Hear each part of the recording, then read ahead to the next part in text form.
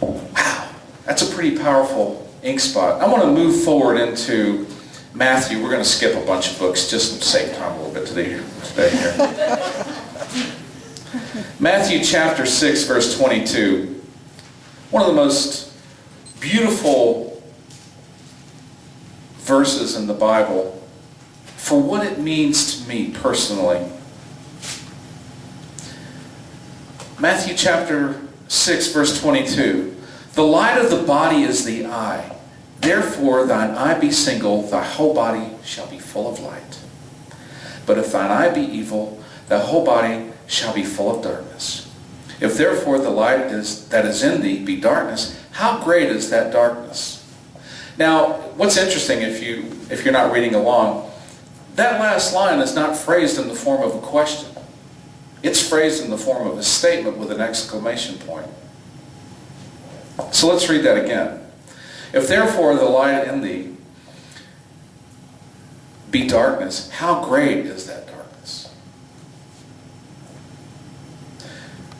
The metaphysical symbol of light, or the definition that Charles Fulmore gives light in the Metaphysical Dictionary, is light is the symbol of intelligence. So let's read this again. The intelligence of the body is the eye. If therefore thine intelligence be single, thy whole body shall be full of light. But if thine eye be evil, thy whole body shall be full of unintelligence. If therefore the intelligence that is in thee be unintelligent, how great is that unintelligence? Sort of takes on a new feeling, doesn't it? The light of the eye. So, I ask, what are we putting in our eye? What are we filling our eye with? What do we have as our self-image? Do we look in the mirror and do we say, oh my gosh, I'm too fat, I'm too tall, I'm too dumb, oh my gosh, my hair's getting gray, and look at my forehead, woo! Wow, man, I used to have more hair than this. You know, we can fill our eye with so many blemishes. I can look at my shirt and say, wow, I got an ink spot. Or do I choose to see my grandeur despite my blemishes? What is the truth of what we put in our eye? What do we see? How great is that darkness? Is because we manifest whatever we see. We say in unity, we change our world, change our thoughts, and we change our world.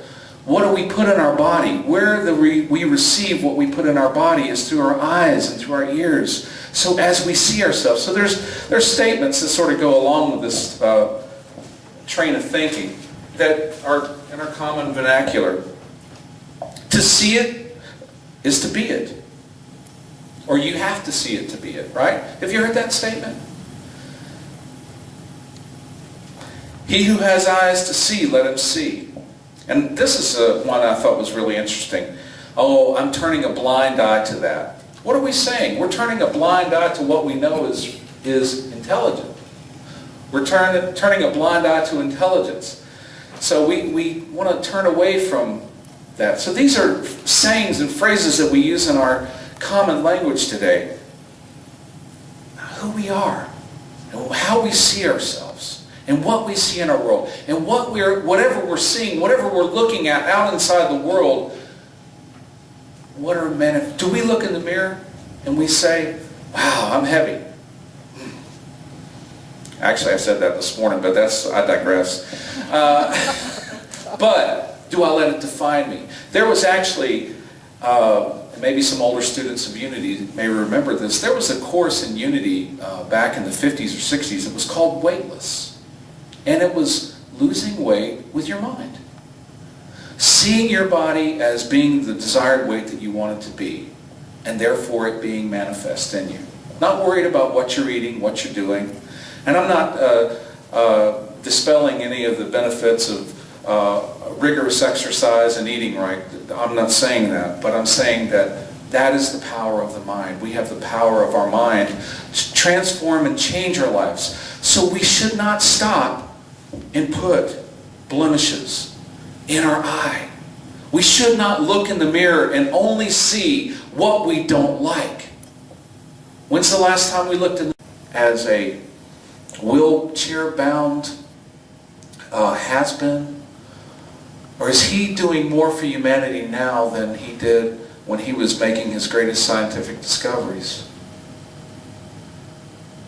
Stephen Hawking is an amazing man and teacher. I think that's what he sees when he looks in the mirror, despite what other blemishes we may see. Blemishes, what we see in ourselves, what we look and we find in ourselves, and how it outpictures in our life, can lead to negative thinking, can lead to addiction, it can lead to alcoholism, it can lead to actually death. This was a story I actually heard from a minister friend of mine who went to a hospital, and this lady, a congregant of his, had just had surgery, and the prognosis was great. She was going to make a full recovery. So when he walked into the hospital room, she was down in the dumps, and he said, "Well, what's wrong?" And she goes, I want to ask you if you'll officiate my funeral." Hey, guess what are you talking about? I just spoke to the doctors. You're doing great. The surgery went fine. You're going to make a full recovery. There's no need to plan for a funeral. You got a long life to live. You got many years to come. I just want to ask if you'll officiate my funeral. So 9 days later, he did just that. She saw herself as a dead woman, laying there in the hospital.